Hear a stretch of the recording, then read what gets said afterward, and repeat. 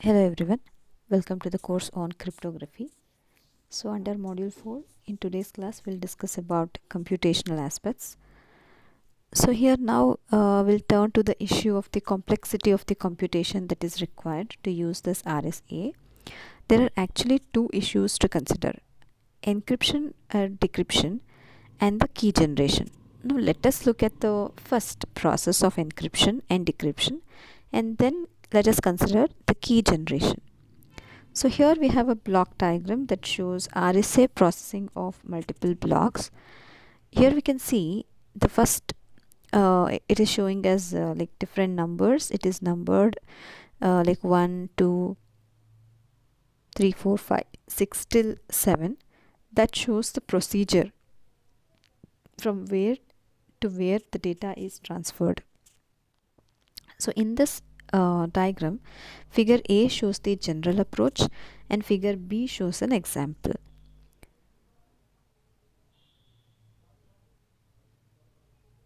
So this figure A, it illustrates the sequence of events for the encryption of multiple blocks.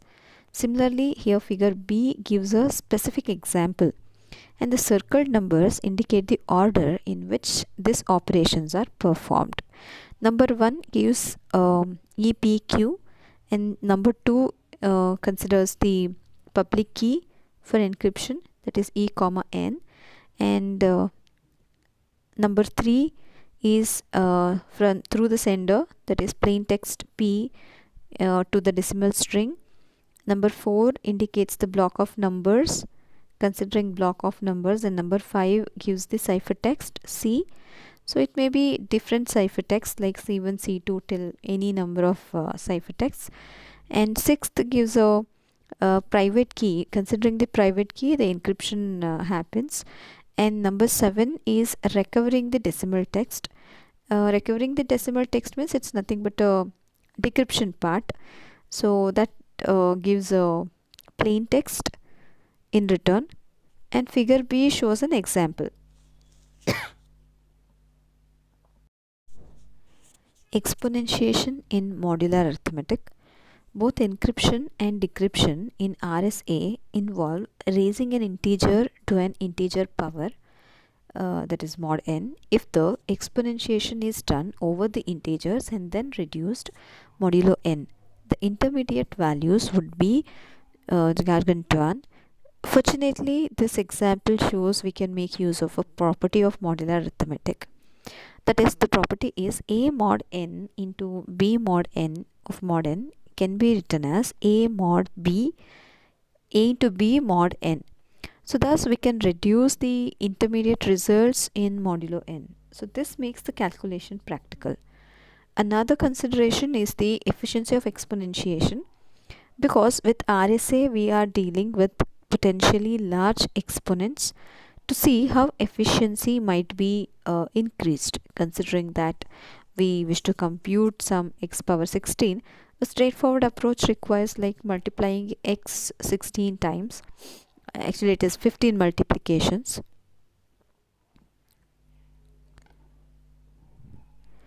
However, we can achieve the same final result with only 4 multiplications if repeatedly taking the square of each partial result, successively forming it as x bar 2, x bar 4, x bar 8, x bar 16.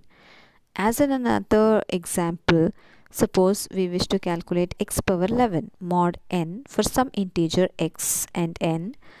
So we can observe that x power 11 can be written as x power 1 plus 2 plus 8, and this can be split into x square into x power 8, and in this case we can compute x mod n, x square mod n, x to the power 4 mod n, x to the power 8 mod n, and then calculate x mod n into x square mod n into x to the power 8 mod n of mod n.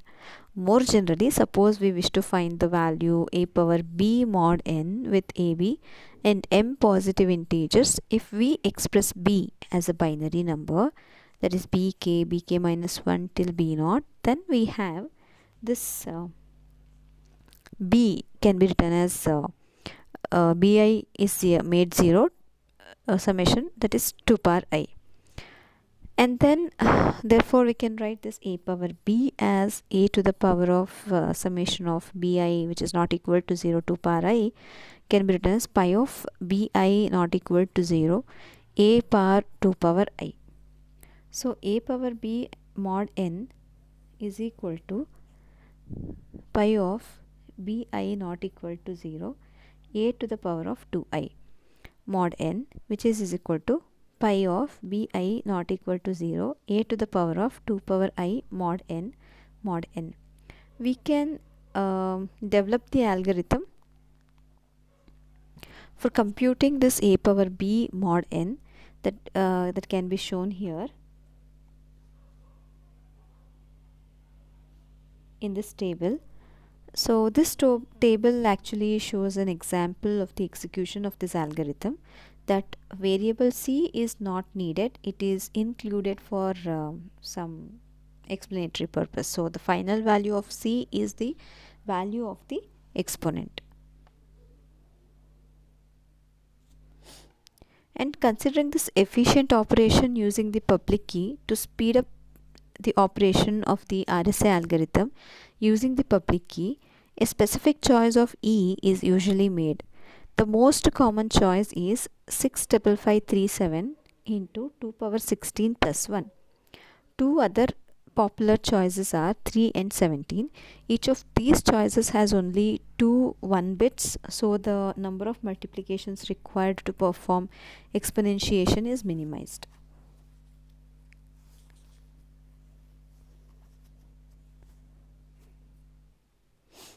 So here integer b expressed as a binary number, that is bk minus 1 till b naught, c to 0, f to 1 for I to k down to 0, d naught c till 2 into e into c.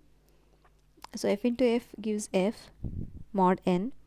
If bi is equal to 1, then c plus 1 is equal to c, and f into a mod n gives f, then return f. This is the algorithm for computing a power b mod n. However, with a very small public key such as like e is equal to 3, RSA becomes vulnerable to a simple attack. So this we have a 3 different RSA users who all use the value e is equal to 3 but have unique values of n, namely n1, n2, n3. If user A sends the same encrypted message m to all 3 users, then the 3 ciphertexts are c1 is equal to m cube mod n1, c2 is equal to m cube mod n2, and c3 is equal to m cube mod n3. It is likely that n1, n2 and n3 are pairwise relatively prime, but therefore one can use the Chinese remainder theorem also to compute this m cube mod of n1, n2, n3. But by the rules of this RSA algorithm, m is less than each of the ni, therefore m cube is less than n1, n2, n3. Accordingly, the attacker need only compute the cube root of m, that is m cube. This attack can be countered by adding a unique pseudo-random bit string as padding to each instance of m to be encrypted. This approach can be seen here. So here this RSA algorithm requires that during key generation of the user selects a value of e that is relatively prime to pi of n. Thus, if a value of e is selected first and the primes p and q are generated, it may turn out that GCD pi of n comma e not equal to 1. In that case, the user must reject the p comma q values and generate a new p comma q pair. Considering the efficient operation using the private key, we cannot similarly choose a small constant value of d for efficient operation. A small value of d is vulnerable to a brute force attack and to other forms of cryptanalysis. However, there is a way to speed up computation using the CRT.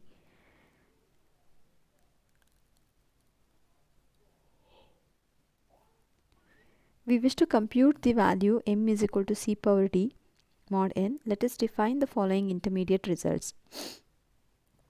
Vp is equal to c power d mod p, Vq is equal to c power d mod q. Following the CRT using equation, this defines the quantities xp is equal to q into q power minus 1 mod p, xq is equal to p into p power minus 1 mod q. The CRT then shows using this equation that m is equal to vp xp plus vq xq mod n. Further, we can simplify this calculation of vp and vq using Fermat's theorem, which states that a power p minus 1 is congruent to 1 of mod p. If p and a are relatively prime, some thought should convince us that the following are valid. That is, vp is equal to c power d mod p, which is again equal to c power d mod p minus 1 into mod p.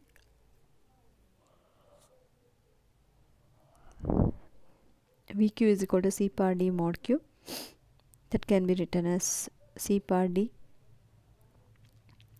mod of pi minus 1 q minus 1 mod q.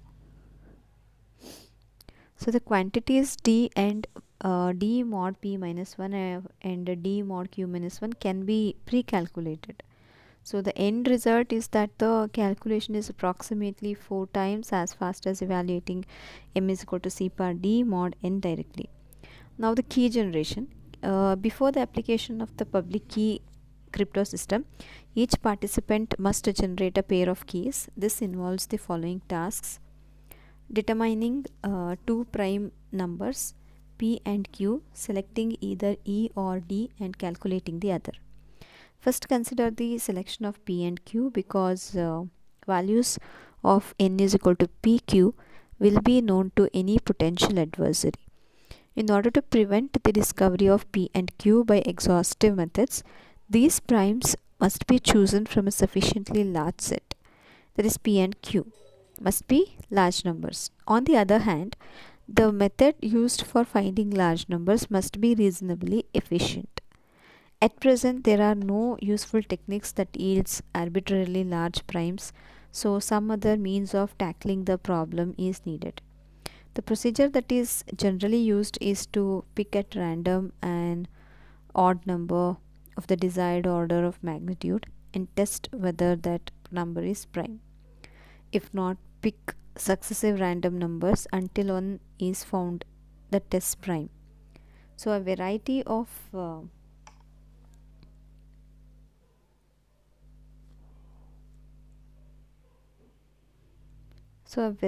tests for this primality have been developed.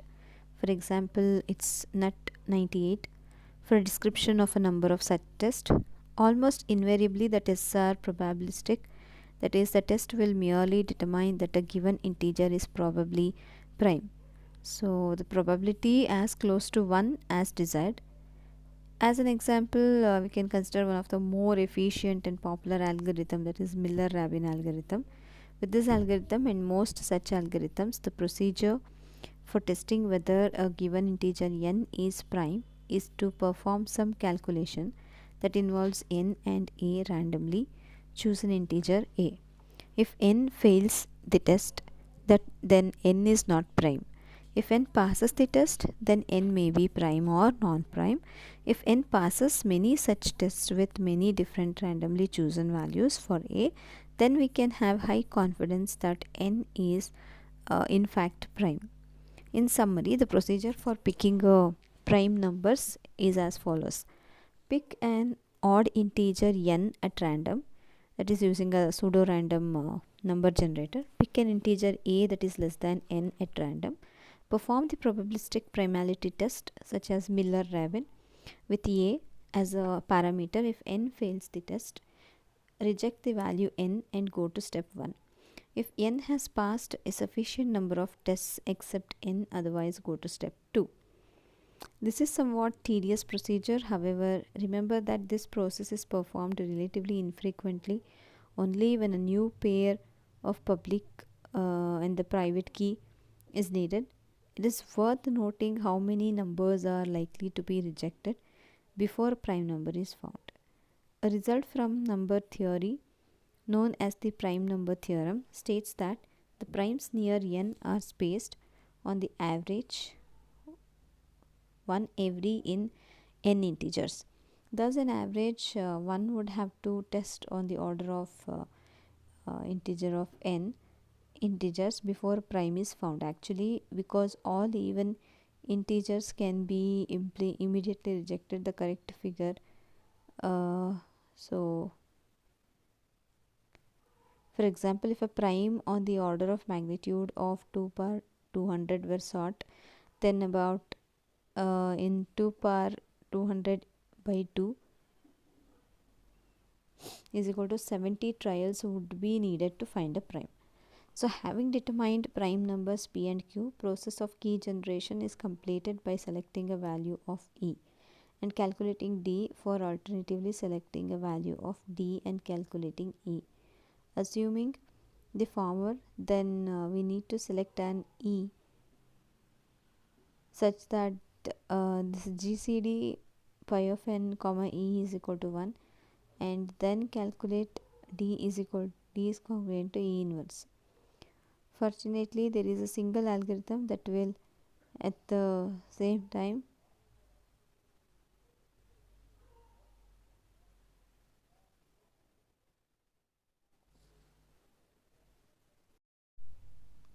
calculating the greatest common divisor of two integers, and if the GCD is 1, determine the inverse of one of the integers modulo the other. This algorithm is referred to as the extended Euclid's algorithm. The procedure is to generate a series of random numbers, testing each against pi of n until a number relatively prime to pi of n is found. Again, we can ask the questions: how many random numbers must we test to find a usable number, that is a number relatively prime to pi of n square? It can be shown easily that the probability that two random numbers are relatively prime is about 0.6. Thus, very few results would be needed to find a suitable integer.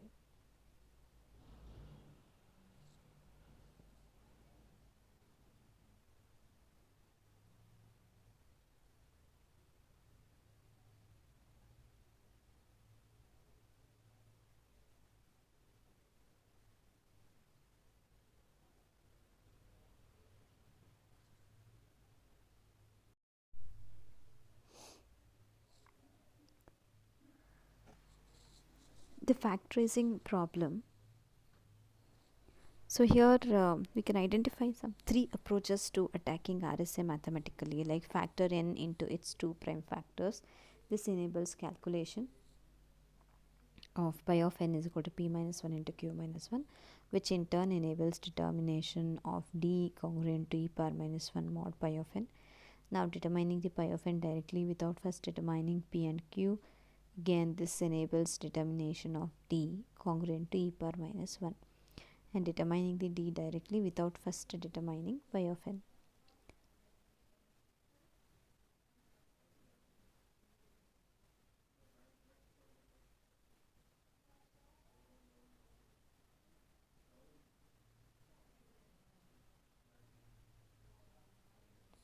So here we have a table that shows progress in FSA factorization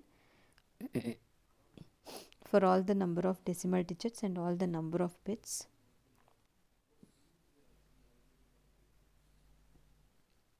So this is a graph for MIPS years needed to factor.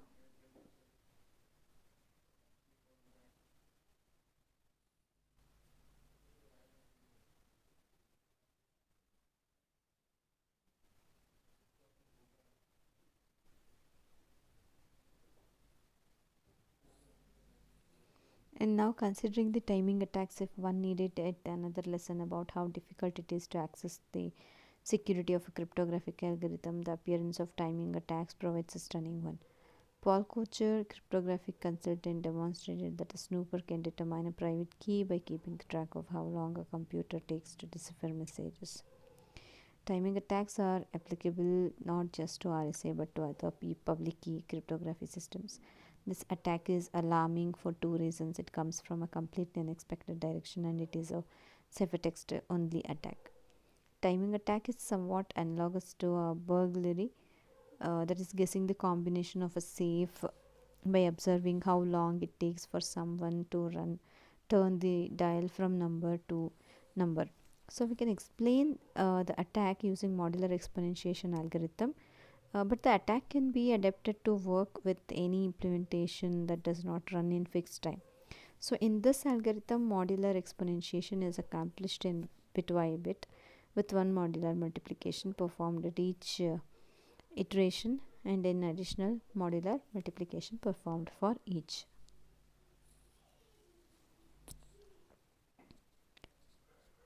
So there are different timing attack is a serious threat. So there are simple countermeasures that can be used, including the following. Constant exponentiation time ensure that all exponentiations take the same amount of time before returning a result. This is a simple fix but does degrade performance. So random delay better performance could be achieved by adding a random delay to this exponentiation algorithm to confuse the timing attack. So Kocher points out that uh, if he if defenders don't add enough noise, attackers could still succeed by collecting additional measurements to compensate for the random delays. And blinding multiply the ciphertext by a random number before performing exponentiation. The process actually prevents the attacker from knowing what ciphertext bits are being processed inside the computer, and therefore prevents a bit by bit analysis essential to the timing attack. And this RSA data security importance, it incorporates a binding feature into some of its products, like private key separation m is equal to cd mod n is implemented as follows.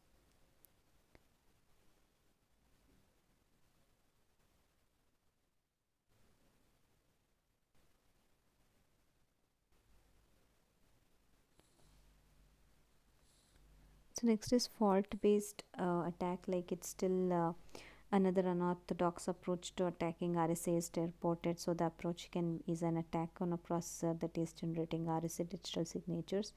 The attack induces faults in the signature computation by reducing the power to the processor. The faults cause the software produce invalid signatures, which can then be analyzed by the nature, like demonstrated by extracting a 1024-bit private RSA key in approximately 100 hours using a commercially available microprocessor.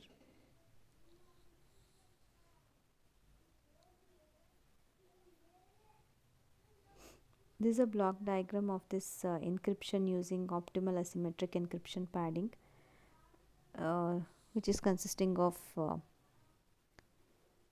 seed, masked seed, IP, PH of P,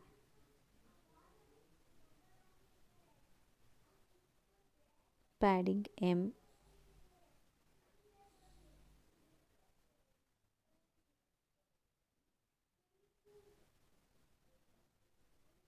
So here P is encoding parameter, DB is a data block, M is message to be encoded, MGF means it's a mask generating function, hash function, EM is a encoded message. Thank you.